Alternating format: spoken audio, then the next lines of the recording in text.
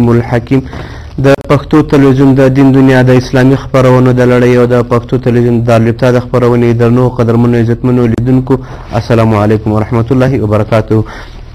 هیله دا درنو قدرمنو لیدونکو چې روغ او جوړ به وي او د شپې ورځې به مو په خیر سره در باندې تیرې شوي وي. الله جل جلاله موږ تاسو ټولو ته د نیک او خیر عمل توفیق را په برخه کړي.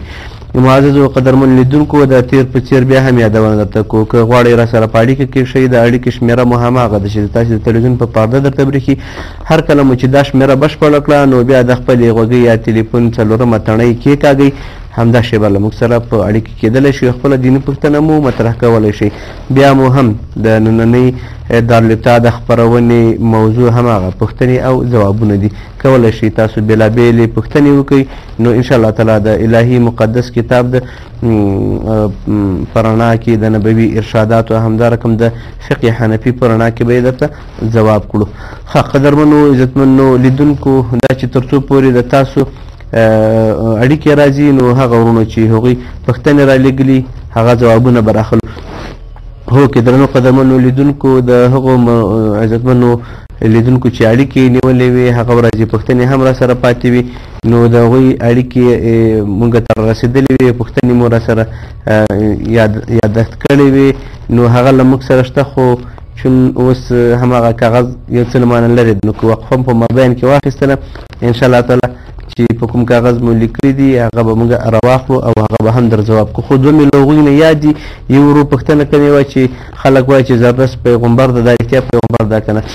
محترم وروره دا یو ډېر اوږد بحث ده. له اسلام نه مخکې دا زردشتي عقیده وه، دا داسې یو دین و لکه د مجوسو غوندې.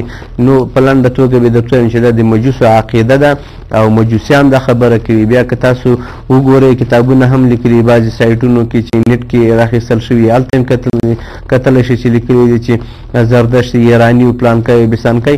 نو لنډه دا چې زردشت دا مسلمان نه و، پیغمبر نه و، دا یو بیل دین ده لکه بودایي دین چې مخکې له اسلام نه، همدا رقم لکه یهودي دین، لکه نصراني دین، خو دومره په رشد او قوت کې نه و لکه دغه ادیان. نو زردشت اتشکده وه.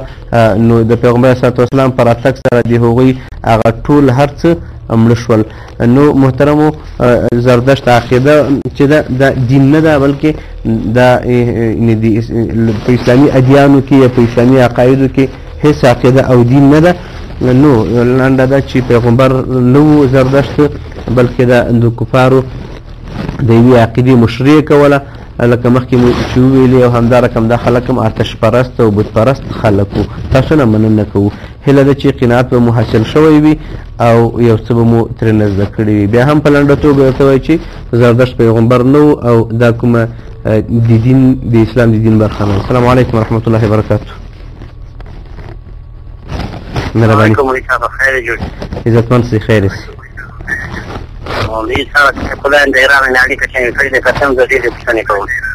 عتیق الله جان ډېر ښه کوي خو متاسفانه ورو چې تا اړیکې په نیمایي کې پرې کېږي د ایران خو دغسې خراب سیستم ده. نو خدای دې تا اجر درکړي عزتمن چې ورو مې جر شي.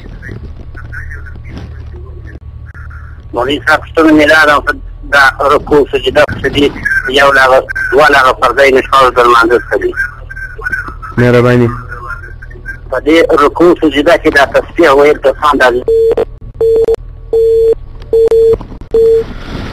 نو محترم عتیق الله صاحب دغه ده بخت ده نو سیاري نه کوي څه وکړو که نه وایي چې نه جې په شا به دې کړم چې نه خورې څه به دې کړم اوس یې اړیکه دې نه.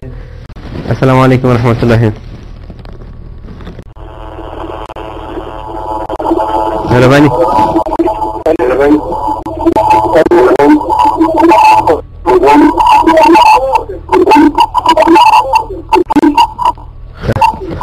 نو زه پوهېږم تاسې بل چېرته مشغول یئ مصروف یې.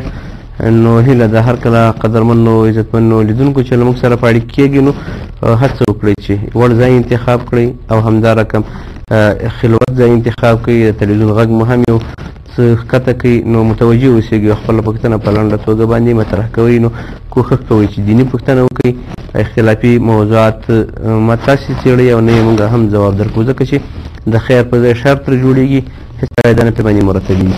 ښه عتیق الله صاحب پوښتنه وکړه نو شاید عتیق الله جان یو دومره خو مې دې پوښتنه واخیستل چې په رکوع کې سجده په رکوع یا په سجده کې څو ځله تسبیحات ویل پکار دي.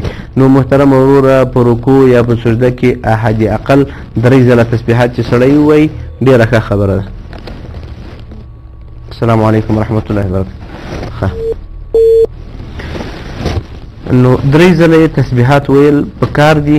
نو له 3 ځله نه که یو څوک په نفلو کې کوي یا منفرد وي هغه کولی شي چې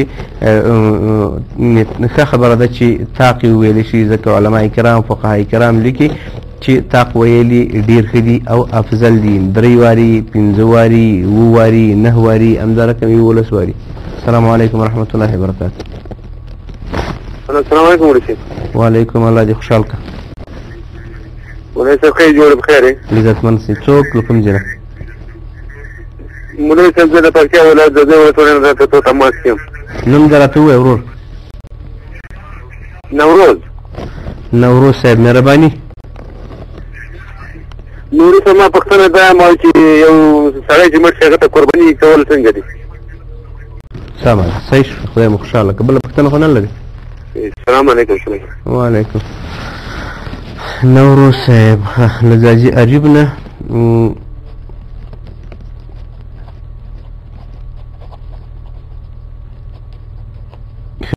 نو نوروز صاحب مننه درنه کوو چې ان له اریب نه دې له موږ سره اړیکه ونیوله. خدای مو آباد که. دا خبره خو موږ مخکې هم څو ځله ځواب کړې وه، خو بیا هم په لنډه توګه تاسو ووایئ چې مړي ته څوک چې قرباني کوي نو الله جل جلاله یو ته اجر او ثواب رسوي. دا ښه خبره ده. پیغمبر صلی الله علیه وسلم فرمایي چې څوک قرباني کوي د هر ویښتې الله جل جلاله د قیامت په ورځ باندې اجر ورکوي. السلام علیکم. وعلیکم السلام مولوي صاحب. سلام مشه. ستړی مشې. نوم دې راته ووایه ورور. مولوي صاحب زه د سلطان د قطر نه خبرې کوم. حاجي صاحب محترم مهرباني وکړه. ما یو پوښتنه کړم مولوي صاحب د ناظم صاحب باره کې. ناظم صاحب په خپله زندګي کې څو وارې قرآن شریف ختم کړی او څو وارې حج کړی دی او په یوه پښه باندې په کوم ځای کې قرآن شریف ختم کړی دی او څو کاله دې ماسپښین لمانځه د ګرد لمونځ کړی دی. دا خو داسې پوښتنه وکړه محترم حاجي صاحب چې دا خو کتابونه په دې باندې ډک دي. دا خو چې ټول درته معلومات درکوم نو خپرونې به پرې ډکې شي. حاجي صاحب محترم معلومات راکړي مولوي صاحب. حاجي صاحب له تا نه مننه کوم. عزتمنو قدمونو لیدونکو چې پوښتنې کوي چې یو څه علمي وي، دا معنا چې فرض واجب مستحب دا شیونه پکې. اوس د امام ابو حنیفه رحمه الله تعالی علیه موږ ټول ژوند چې بیانوي دا خو د حاجي صاحب محترم ډېره غټه پوښتنه وکړه. به وایي چې امام صاحب څوک و، چېرته زېږېدلی و، بیا له افغانستان کې و. په افغانستان کې خلک وایي چې د کاپیسا د ولایت و، بیا له کاپیسا نه لاړ والد صاحب یې لاړ بغداد ته، بیا هغلته له حضرت علي کرم الله وجهه سره ملاقات او لیدنه وشوله. هغه بیا دعا ورته وکړله. بیا له فلانکي عالم و بسانکي عالم نه علم زده کړه. امام شعبي رحمه الله تعالی دا ډېره اوږده کیسه ده چې بیا هغه علم زده کړه، تجارت یې هم ورسره کوو. نو حاجي صاحب د دومره غټه پوښتنه دې کړې ده چې دا خو باندې کتابونه ډک دي محترم حاجي صاحب. دې ته د امام ابو حنیفه رحمه الله تعالی علیه شمائل او فضائل ویلی کېږي. دا د یو ساعت او د 2 ساعتو 3 ساعتو خبره نه ده. نو که ته په دې باندې ډېر مین چې د حضرت امام ابو حنیفه رحمه الله تعالی علیه په ټول ژوند باندې ځان خبر کړي نو دغلته چېرته کوم کتاب پیدا کړه. که دغلته کتاب نه وي دلته یو چېرته چې یو دوست دي وي، یو خپلوان دي وي، له هغه ته ووایه چې په دې اړه باندې ما ته کتاب پیدا کړه. په پښتو کې الحمدلله نن سبا پیدا کېږي، ډېرې ژباړې شوي. په عربي کې ستا په نورو ژبو کې هم شته او که انټرنېټ ته لاسرسی لري نو هغلته یې هم پیدا کولی شي. دا اړیکه به واخلو. السلام علیکم ورحمة الله وبرکاته. زه حبیب الرحمن د پکتیا ولایت اخلاص سره په اړیکه کې یم مولوي صاحب. حبیب الرحمن صاحب الله دې خوشحاله کړي. مهرباني. مولوي صاحب زموږ دا پوښتنه ده لکه دا کافر چې دی که نه د کافر دا چې بلوغ ته نه وي رسېدلی دا به ماشوم یعنې کافر ماشوم دا به جنت ته ځي او که دوزخ؟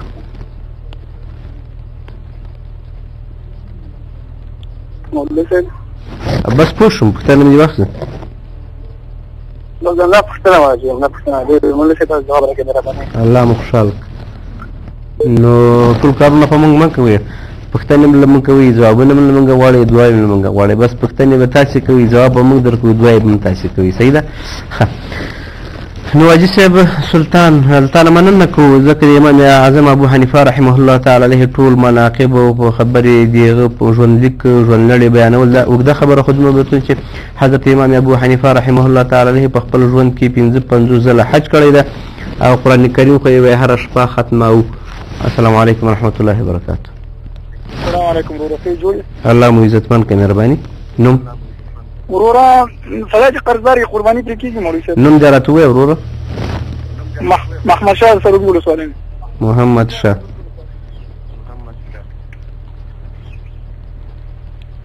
بله پوښتنه خو نه لرئ انشاءالله نه وروره موخه دې ښه الله دې مشه تاسو سلام